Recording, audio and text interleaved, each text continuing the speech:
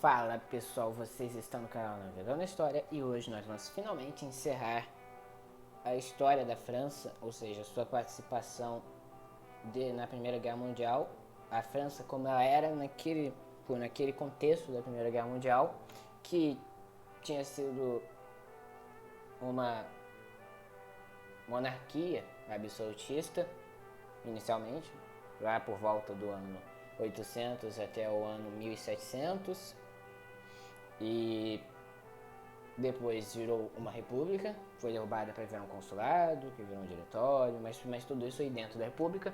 Depois a república foi derrubada para dar lugar ao primeiro império francês, ou seja, tudo isso eu estou recapitulando. Depois esse primeiro império foi derrubado, dando origem à restauração Bourbon, ou segundo reino da França, uma espécie de continuação por 15 anos, que será derrubada para dar lugar à monarquia de Júlio, que será derrubada em 1848, dando lugar à Segunda República Francesa, que será derrubada em 1852 para a fundação do Segundo Império Francês, que será derrubado no contexto da Guerra Franco-Prussiana de 1870 a 1871, já que o imperador Napoleão III tinha sido capturado logo nos primeiros dias de batalha, na Batalha de Sedan, em 1870. Então, esse Segundo Império Francês será derrubado, em seu lugar, essa Comuna de Paris que você está vendo na imagem aí, irá tomar o poder. Porém, ela não agradava muito a um grupo de pessoas que queria formar uma terceira república, mas só que provisória. Então, em 1870, nós temos a Terceira República Francesa oficializada, porque a Comuna de Paris será derrotada por causa do Tratado de Frankfurt na Guerra Franco-Prussiana, que previa, além da libertação de prisioneiros e várias outras coisas que vocês viram no nosso vídeo sobre a Guerra Franco-Prussiana, também previa a ajuda dos prussianos a derrubar essa Comuna de Paris para conseguir formar essa Terceira República Francesa Provisória. Ela vai ser fundada em 1870 e será derrubada em 1940, como eu falei no vídeo anterior, quando Adolf Hitler irá invadir a França, derrotando na campanha da França, ou conquista da França, em um armistício de Compiègne. Mas isso nós vamos ver um pouco mais pra frente. Voltando agora para o início, após a queda do Império, essa república era para ser um governo provisório, que tinha mais ou menos essa extensão territorial, e o mapa não está mostrando tudo, então deixa eu levantar um pouquinho aqui, ó. Tá vendo? Essa partezinha aí embaixo também é um pouco das colônias, sendo que também o outro mapa que eu vou mostrar para vocês vai mostrar muito mais que a extensão deles. Isso aí é o auge deles, mostra só a porção principal e um pouquinho do que eles tinham na África, de colônias até a época. Mas no outro mapa que eu vou mostrar para vocês também vai mostrar um pouco mais disso, porque não cabe tudo numa imagem só, né? Então, continuando, esse governo vai se tornar permanente com a Constituição Francesa de 1875, que previa uma separação dos poderes, ou seja, executivo, judiciário e legislativo. Seria dividido o legislativo em Senado e Câmara, o executivo ser ocupado pela presidência. Haveria também um primeiro-ministro, ou seja, uma espécie de semipresidencialismo. Os dois primeiros governos tiveram muitos problemas, por causa que, como eu disse no vídeo do Império Russo, é sempre muito difícil os períodos de transição de um regime para outro, ou de um monarca para outro, quando este monarca não dura por muito tempo, tipo a Catarina I da Rússia, né, que durou por mais ou menos 2 ou 3 anos, e basicamente serviu como período de transição entre czares.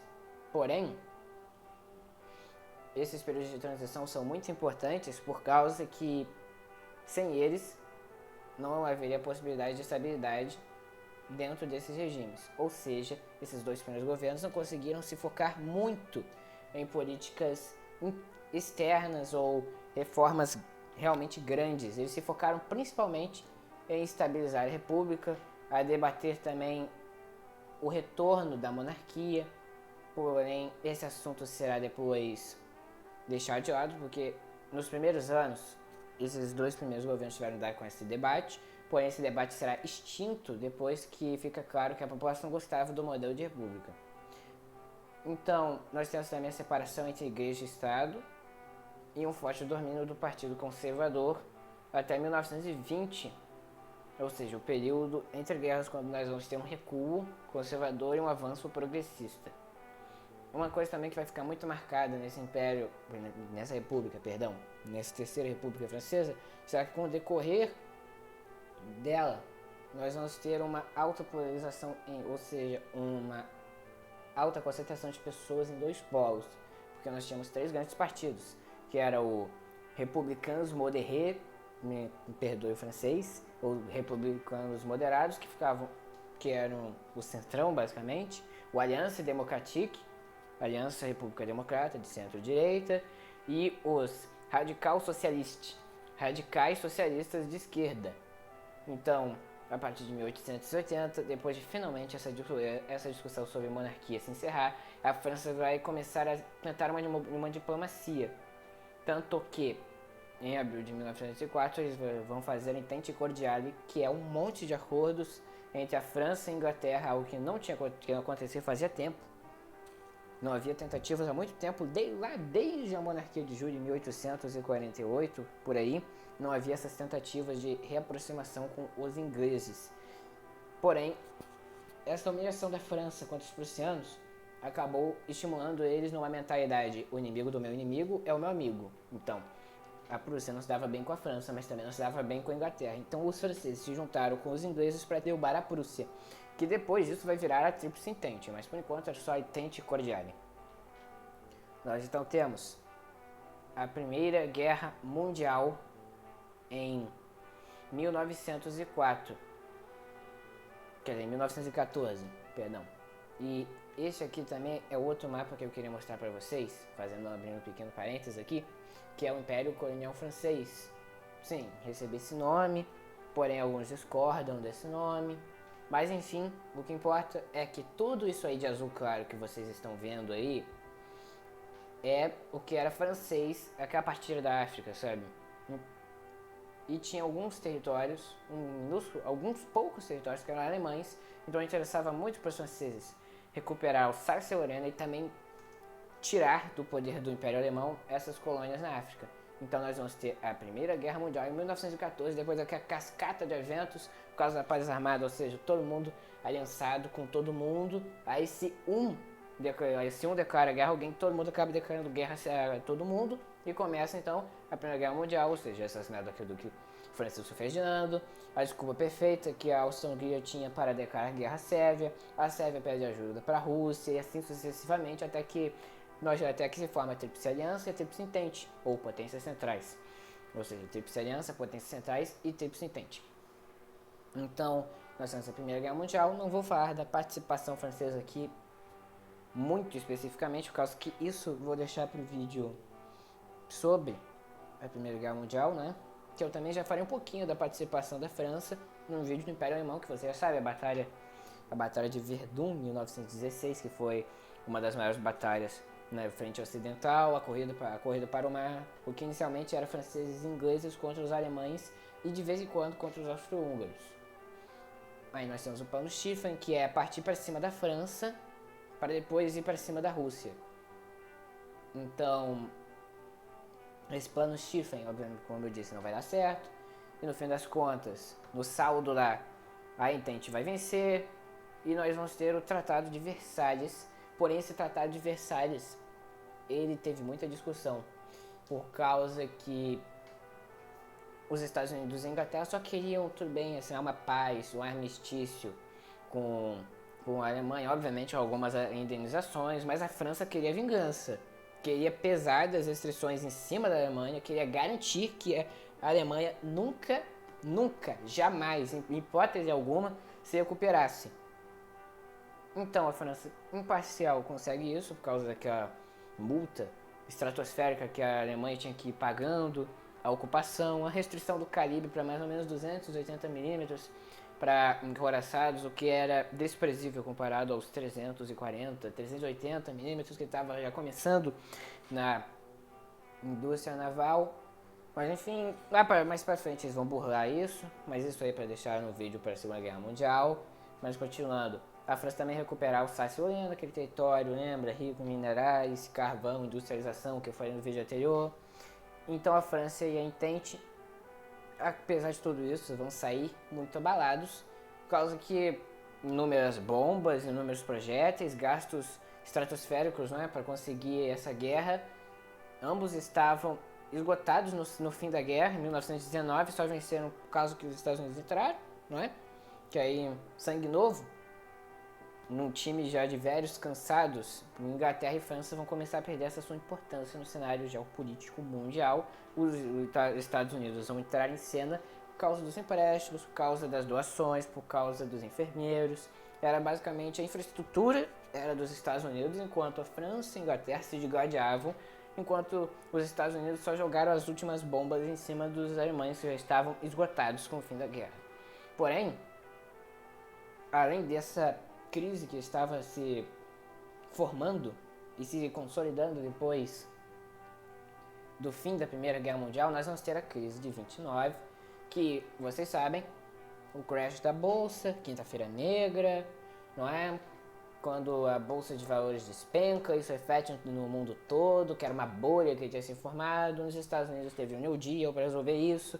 Na França houve coisas semelhantes, porém, né, não houve tão... que a França já tinha esse estado de associar as pessoas. Ainda não estava muito consolidado, mas já dava alguns benefícios financeiros.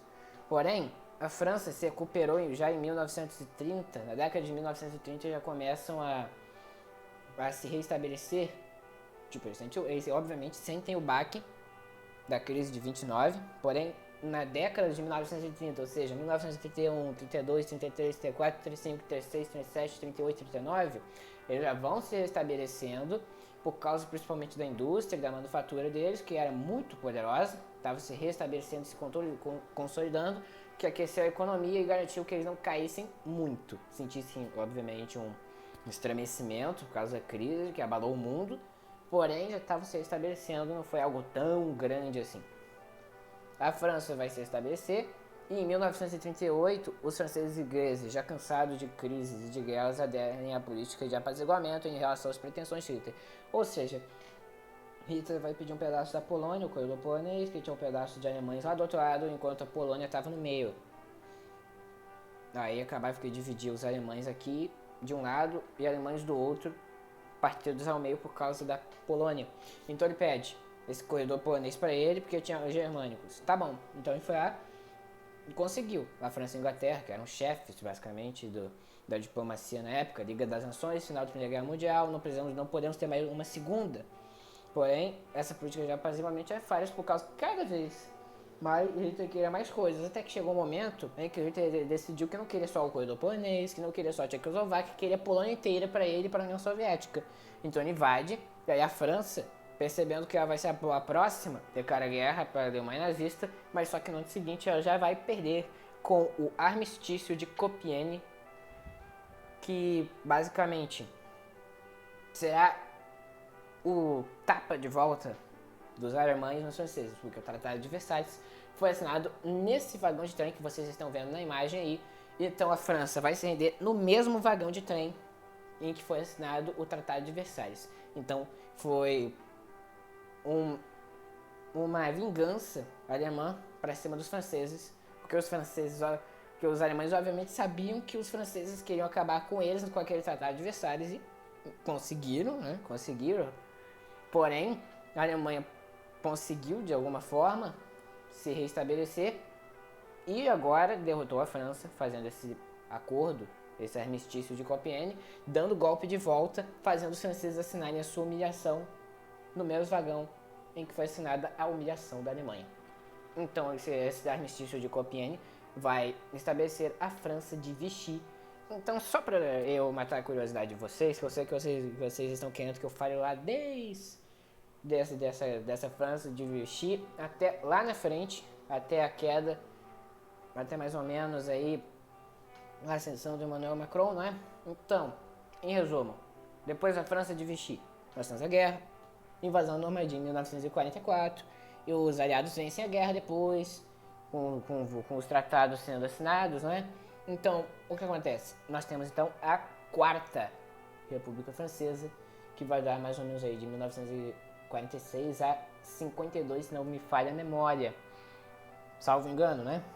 Porém, essa república aí, ela não vai agradar muito a população, então o seu último presidente, Charles de Gaulle, vai fazer o referendo, vai mudar a Constituição e vai fazer a quinta, que é a que nós temos hoje, República Francesa. Porém, de Gaulle vai ter muita resistência nos seus próximos mandatos, em 1968 e 69, para ser exato, apesar de ter amplo apoio do parlamento, ele renuncia por causa que ele não conseguiu fazer as reformas que ele queria, tanto que ele vai acabar deixando um legado chamado gaullismo, ou seja, a forma de Gaulle de fazer a política. A título de curiosidade, Charles de Gaulle lutou na primeira, foi o presidente da França provisória que era um governo de oposição à França de Vichy, de 1941 a 44. E ele vai morrer mais ou menos 2 anos depois de sua renúncia.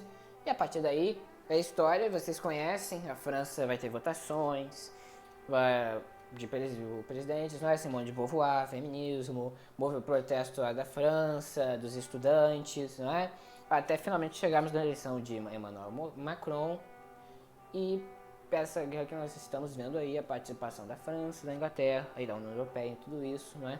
Então, esse foi um breve resumo do que aconteceu depois, a queda da Terceira República Francesa, um breve resumo do que foi a Terceira República Francesa, e hoje nós encerramos esse assunto da França, e no próximo vídeo eu estarei falando de outra grande potência que lutou na Primeira Guerra Mundial, seja na Tríplice Aliança, ou Potências Centrais, ou na Tríplice Entente.